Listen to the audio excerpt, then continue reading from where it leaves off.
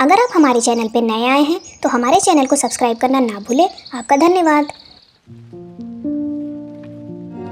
कहानी सुनो, जुबानी सुनो। दोस्तों, आप सभी का स्वागत है कहानी सुनो के आज के इस एपिसोड में। कहानी सुनो के सफर में हम विक्रम और बैताल की कहानियां सुन रहे हैं। राजा विक्रम हमेशा की तरह बड़ी तेजी से पीपल के पेड़ के पास पहुंचे। पेड़ पर लाश पहले की तरह उल्टी लटक रही थी। राजा ने उसे नीचे उतारा, अपने कंधों पर रखा और अपने राज्य की ओर चल दिए। लेकिन बैताल ने रास्ते में अपनी आदत के अनुसार उन्हें एक नई कहानी सुनानी शुरू की। उदयपुर राज्य में राजा वीरभद्र का शासन था। राजा का एक वफादार मंत्री था जिसका नाम था सत्यवती। वह राजा के हर कार्य में मदद करता और अपनी निष्ठा के लिए प्रसिद्ध था। एक दिन सत्यवती ने राजा से कहा, महाराज, मैं तीर्थ यात्रा पर जाना चाहता हूँ, कृपया मुझे अनुमति दें। राजा ने उसे खुशी खुशी अनुमति दे दी। सत्यवती अपनी तीर्थ यात्रा के दौरान सागर तट पर बने शिव मंदिर पहुंचा। रात को जब उसने मंदिर के पास का वातावरण देखा तो वह उसे बहुत ही अद्भुत और आनंदमय लगा। अचानक ठंडी हवाएं चलने लगी। सत्यवती को ऐसा लगा मानो यह हवा उसे किसी रहस्य की ओर संकेत कर रही हो। आधी रात को उसने सागर की ओर बढ़ते हुए एक चमकती हुई रोशनी देखी। यह रोशनी एक पेड़ के पास से आ रही थी। जब सत्यवती ने पास जाकर देखा तो उसे वहां एक सुंदरी मिली जो स्वर्ण आभा में चमक रही थी। सत्यवती ने सोचा कि यह कोई दिव्य शक्ति है। सत्यवती उस सुंदरी के पास गया तो उस सुंदरी ने सत्यवती को बताया कि वह एक राजकुमारी है और अपने पिता के श्राप की वजह से यहाँ फंसी हुई है। उस सुंदरी ने सत्यवती को यह भी बताया कि अमावस्या की रात को एक राक्षस यहाँ पर आता है और मुझसे विवाह करने की धमकी देता है। अगले दिन उसने इस घटना की जानकारी राजा वीरभद्र को दी। राजा वीरभद्र सत्यवती की बात सुनकर उत्सुक हो गए। उन्होंने कहा, मैं खुद इस अद्भुत घटना को देखना चाहता हूँ। राजा ने राज्य का कामकाज सत्यवती को सौंपा और सागर तट पर उस पेड़ के पास पहुंच गए। जैसे ही रात हुई और अमावस्या की घड़ी आई, पेड़ से एक राक्षस बाहर निकला। राजा वीरभद्र पहले से ही राक्षस के हमले के लिए तैयार थे। उनके और राक्षस के बीच भयंकर युद्ध हुआ। आखिर राजा ने अपनी तलवार से राक्षस का वध कर दिया। राक्षस के मरते ही पेड़ से वही स्वर्ण आभा वाली सुंदरी प्रकट हुई।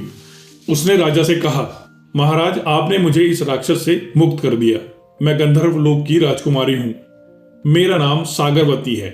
मेरे पिता गंधर्व विद्या सागर ने मुझे एक बार भोजन न देने के कारण शाप दिया था।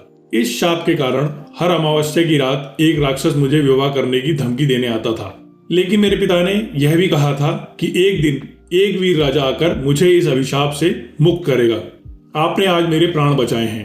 राजा वीरभद्र ने सुंदरी से विवाह कर लिया और उसे अपने साथ महल ले आए। जब सत्यवती को यह पता चला कि जिस सुंदरी को उसने अपने सपनों की रानी माना था वह अब राजा वीरभद्र की रानी बन चुकी है, तो उसे गहरा आघात लगा। सत्यवती ने सोचा, जिस सुंदरी के बारे में मैंने राजा को बताया, अब वह मेरी जीवन की सबसे बड़ी पीड़ा बन गई है। रानी को हर दिन देखकर उसे सलाम करना, रानी कहकर पुकारना सत्यवती के लिए असहनीय हो गया। आखिर में उसने इस दुख से बचने के लिए आत्महत्या कर ली। कहानी खत्म कर बैताल ने राजा विक्रमादित्य से पूछा, हे राजा विक्रम, सत्यवती ने आत्महत्या क्यों की? यदि तुमने इसका उत्तर नहीं दिया तो तुम्हारे सिर के टुकड़े टुकड़े हो जाएंगे। राजा विक्रम ने कुछ देर सोचकर कहा, सत्यवती ने आत्महत्या अपनी मूर्खता के कारण की। उसने सुंदरी को देखकर उसे अपने सपनों की रानी मान लिया था, लेकिन यह उसका भ्रम था। अगर उसे सुंदरी से प्रेम था तो उसे सीधे उससे बात करने का प्रयास करना चाहिए था। राजा को सुंदरी की कहानी बताना और उसे पेड़ तक ले जाना उसकी सबसे बड़ी भूल थी। एक सच्चा प्रेमी अपने प्रेम को पाने के लिए प्रयास करता है, ना कि परिस्थितियों के आगे घुटने टेक कर अपने प्राण त्यागता है। सत्यवती अपनी ही कमजोरियों का शिकार हुआ। बैताल ने यह सुनकर हंसते हुए कहा, राजा विक्रम, तुमने बिल्कुल सही उत्तर दिया। सत्यवती ने अपनी मूर्खता और कमजोरी के कारण आत्महत्या की, लेकिन तुमने जवाब दे दिया और अब मैं वापस जा रहा हूं। यह कहकर बैताल राजा के कंधे से कूद गया और उड़कर वापस पीपल के पेड़ पर चला गया। राजा विक्रम ने तलवार संभाली और एक बार फिर बैताल को पकड़ने के लिए पेड़ की ओर बढ़ गए। उन्हें अपने वचन को पूरा करना था, चाहे इसके लिए कितनी भी कठिन परीक्षा क्यों न देनी पड़े। तो दोस्तों, आगे की कहानी जानने के लिए कहानी सुनो के अगले एपिसोड को जरूर देखिएगा और इस तरीके की दिलचस्प कहानियों को देखने के लिए और सुनने के लिए हमारे चैनल को जरूर सब्सक्राइब करें। आपका धन्यवाद।